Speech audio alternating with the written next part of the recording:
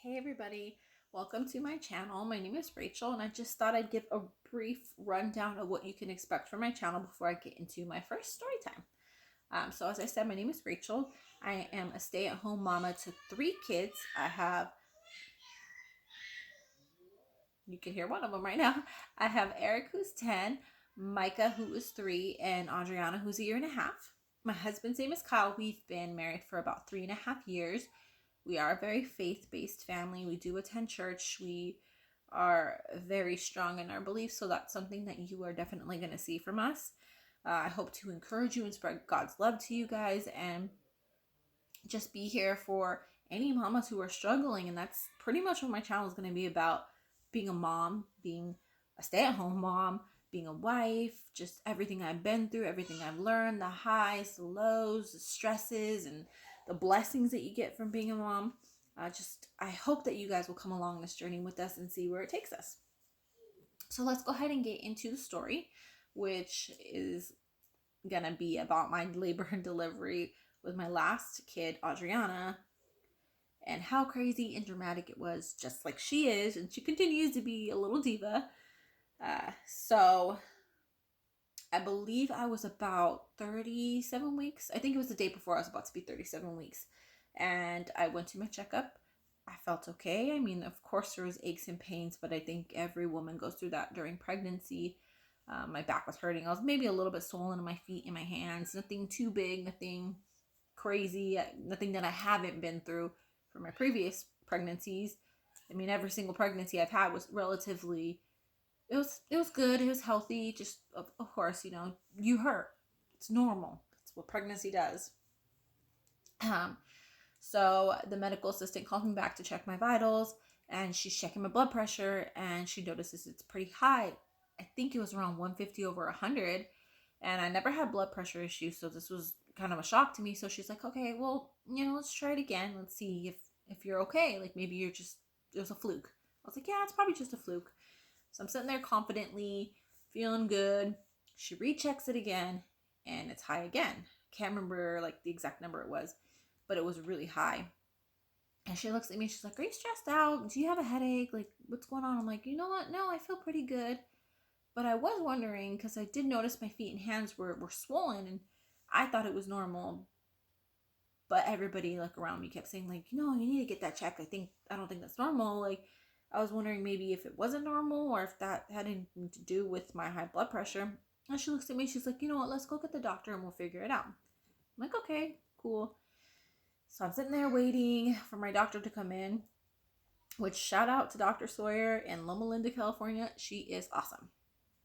Anyway, so she comes in and she's checking all my vitals and everything, making sure everything's good. And she looks at me, she's like, hey, what's wrong, girlie? Like, why are you so stressed out? I'm like, I'm not stressed out. I actually feel pretty good. She's like, your blood pressure is pretty high. Like, let's get it checked again just to make sure, so we can figure out what's going on. Like, keep your legs uncrossed, going through everything that I need to do. So I'm sitting there trying to remain calm, like everything's going to be good. I'm going to go home. I'll deliver my baby at 40 plus weeks, because each one of my kids before were late. I had my first at like 40 plus 2 days, and then Micah was a whole entire week late. So I was always thinking I was going to go the distance, go far with this baby. But I guess not. I guess she had other plans. So she checks my blood pressure again. And of course, it's still high. And she's looking at me like, okay, let's figure out what's going on. Let's get you to labor and delivery. And let's get you monitored and check for preeclampsia. Make sure everything's good. And I'm going to go ahead and schedule your 6-week checkup appointment, like after you have your baby. And I'm thinking, like, there's no way I'm going to have this baby right now. They're just going to send me home. So I'm sitting there, like, staring at her, like, yeah. And she's looking at me like, say something, like, do you not realize you might be having your baby now? And I'm like, oh, yeah, let's go. I'm ready. So she hands me over my paperwork, and I call my husband. He had just worked crazy overnight, so he was trying to sleep. And I felt really bad because I had to call him and wake him up. And I was like, hey, I'm being sent to labor and delivery to monitor what's going on because I have really high blood pressure. And he's like, you're joking. That's not real. You're dumb. Stop playing around. And I'm like, no, for real, I'm going. So I had to call my family and tell them, like, hey, I'm going to the hospital So I need like to arrange someone to watch the kids. I hadn't figured that out yet because I'm still thinking I had 3 weeks, which is almost a month, to figure out who I was going to have watch my kids or where they were going to stay. Everything was a mess. I didn't have a bed for the baby. I didn't have like the clothes wash. I had just had my baby shower that Saturday, and that was on Monday that I went. So nothing was done, and I was like, okay, well, I think I'll be good. I don't think I'm going to be having this baby. So I get to labor and delivery. My husband, actually, rewind. I didn't rush to the hospital like my doctor told me to. She said, get to the hospital ASAP. We need to figure out what's going on. I go straight to my grandparents' house and I just give everybody hugs, hug my babies, and tell them, like, oh, I'll see you guys later. Don't worry. No big deal. And then I come home, pick up my husband. We get my hospital bag packed because, of course, I'm late on everything and I didn't have that packed either. You would think after 2 other labor and deliveries, I would know what the heck to do, but I'm a procrastinator. It's bad. So I get to the hospital, then they monitor me, they're checking me, like hooking me up, doing all that stuff. And I'm sitting there thinking, like, this is a waste of time. I'm just going to go home.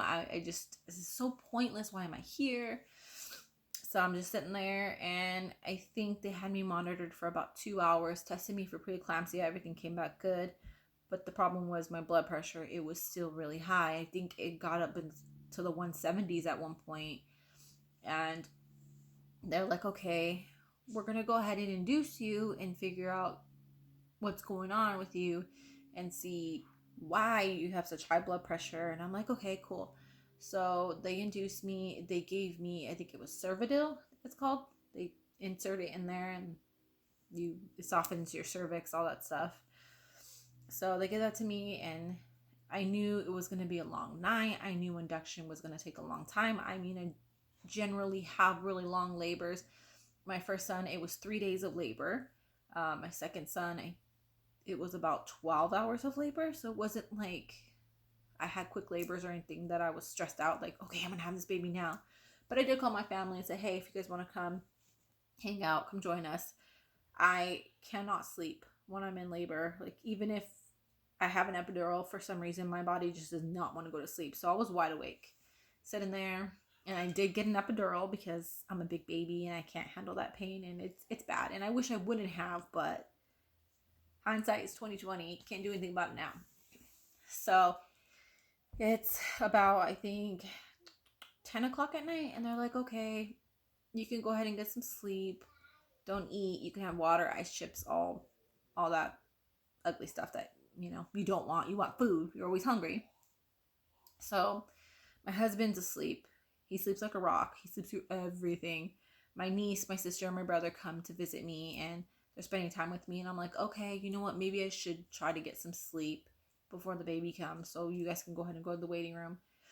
They go to the waiting room, and I'm tossing and turning, like excited, anxious, not knowing what's going on. So I sat up until I think it was 6 in the morning, maybe. And I remember the nurse coming in and checking me. Like, you can never get comfortable in the hospital because they're always checking you and poking you and bugging you all night, every 2 hours, whatever. I didn't think that I was high risk, or I didn't think there was going to be a problem with my labor and delivery. I thought, okay, I'm going to get here, pop a baby out, go home in a couple days, and we'll be good.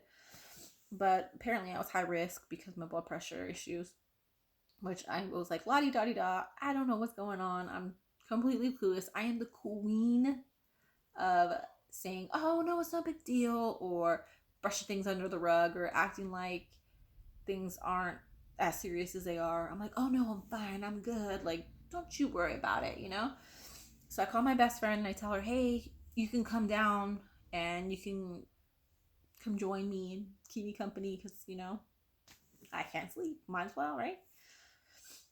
So I think it was around 7 or 8 o'clock in the morning. I don't remember. It was right outside. I didn't look at the time. The nurse comes in and says, hey, your doctor says you're going to be here for a while, so you can go ahead and eat, which like excited me so much because I love food and I was pregnant. So of course I want to eat it all. So I sit up out of my bed and I'm like, okay, I'm ready to eat. I'm excited, about to get a menu. And I noticed something really weird. I noticed when I sat up, my stomach had a lot of tight pressure, like really tight, like somebody was squeezing my stomach, and it didn't feel normal to me. So I told the nurse, I was like, I feel a lot of pressure and a lot of tightness in my stomach. Like, what's going on? She's like, oh, don't worry about it. It's normal. But I had been through 2 other labors, and this is something that I never felt before, something that I never knew like was supposed to happen. It wasn't normal to me, and I feel like at that moment I should have listened to myself. I should have listened to my intuition and knew my body better. I should have spoke up and said something, but I didn't. So I was like, okay, it's fine, no big deal. Just get the menu. I'm hungry. I want to eat. She walks out, and I was really hot. I'm like, oh my gosh, it's so hot. Like, I can't stand these blankets. So, I get my blanket, lifted it off of me. And when I sit up, I look down and I notice blood all over my bed. And I'm like, what's going on? What's happening? So I'm like, Kyle, hey, my husband, obviously. I'm like, wake up. I'm bleeding. I don't know where it's coming from. And like I said, I'm the queen of saying everything is just fine. Don't worry about it. I thought maybe I ripped my catheter out. Sorry, I know that's gross, but that's what I really thought. I thought maybe I ripped it and I was bleeding somewhere. I don't know. I don't know what I was thinking. But I was thinking like it was no big deal. They could just reinsert it and I can go on with my happy life and eat my food. The nurse walks back in with the menu and I was like, hey, I noticed I'm bleeding like a little bit. I mean, why am I such a mess? A little bit. It was actually a lot. And she stops and looks at the bed and she's staring at it with big eyes. And I know like nurses aren't really supposed to react in that way, but I could tell she was trying to keep a straight face, but she wasn't. And she turns around and leaves the room and yells something out the door. And I'm looking at my husband. I'm like, go get my family. Go tell them I'm going to have the baby so they can come in and see me, push the baby out. I have a huge support system and I love having a lot of family in the room with me. I know some people just like their significant other in themselves, but I like huge support. I like all my family with me so I can hug them and squeeze them and they can just be here when I welcome a beautiful life into the world. But he goes and runs and goes and tells my sister and my niece and my best friend, like, come on, hurry. Well, my best friend wasn't there at the time. He was like texting her, telling her to hurry up and come. And as they're coming in the room, I felt like really dizzy. And I'm like, hey, what the heck's going on? Like, I'm dizzy. And I started to like feel like I was gonna black out. Like my vision was just like closing in on me. And I was trying to tell him like, hey, I'm okay. I'm fine. Don't worry about me.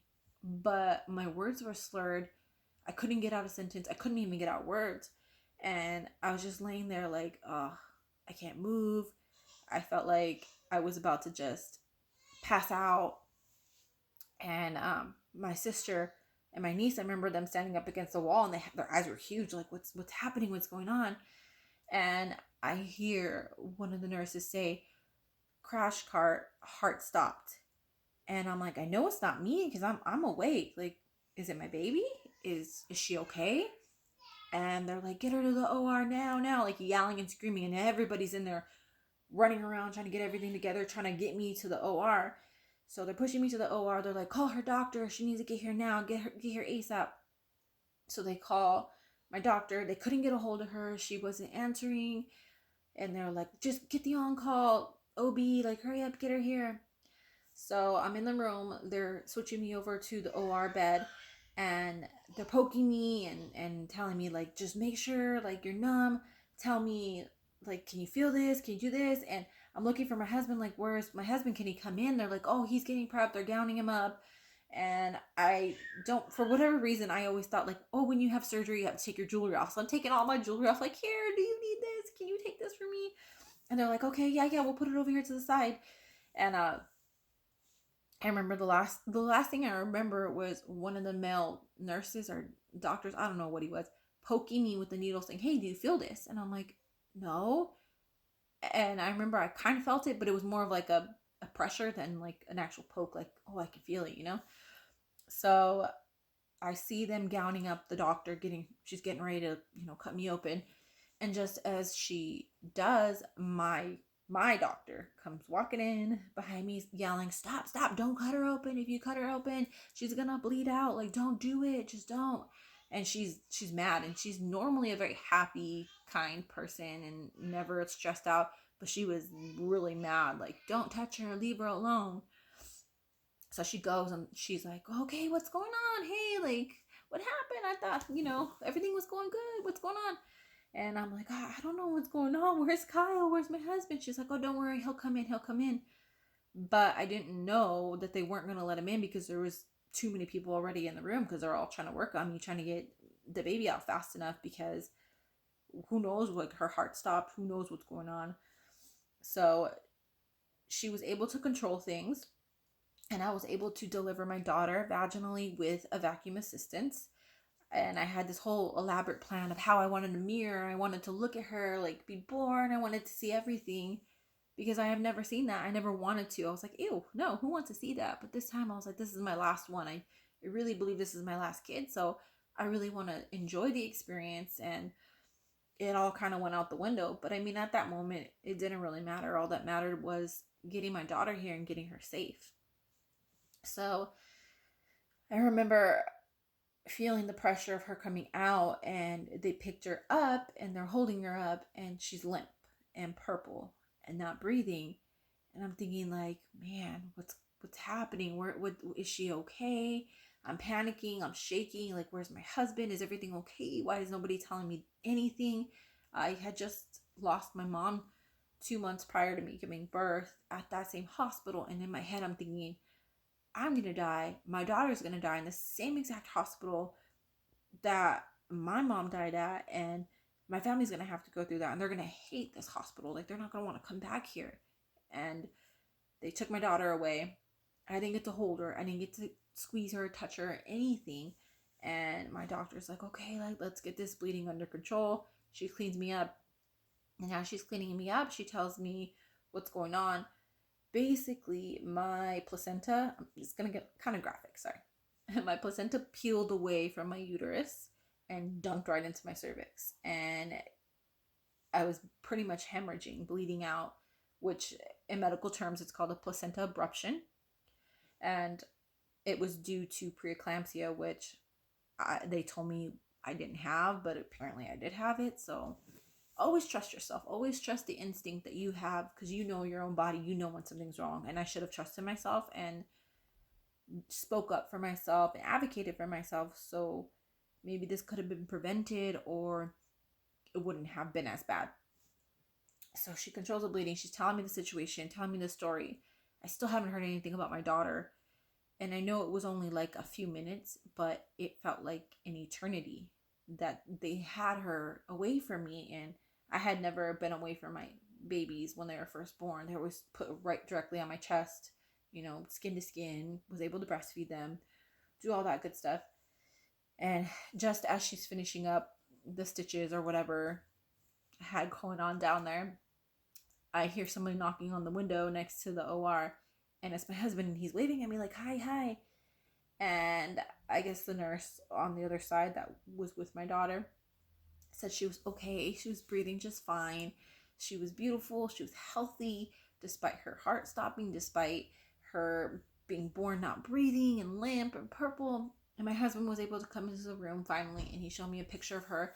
And the first thing I thought was, oh my gosh, she looks just like my mom. Like, exactly like my mom. And I was like, she's so beautiful. I can't wait to hold her. They take me away back to my room, and they settle me. And I think it was maybe like an hour or 45 minutes after I delivered her. They brought her to me. And I'm typically not an emotional person. When I had my boys, I didn't cry. I try to force myself to cry. I try to like squeeze out some tears, but I'm not an emotional person. So I don't know, I just didn't expect to. But when they put her on my chest, my eyes got so watery. I got so teary-eyed, but I was trying to be all strong, like, I'm not gonna cry in front of everybody.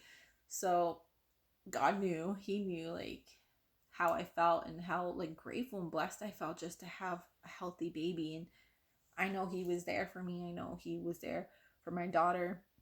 And I really do believe my mom was there with me as well. Or at least she was able to see that situation.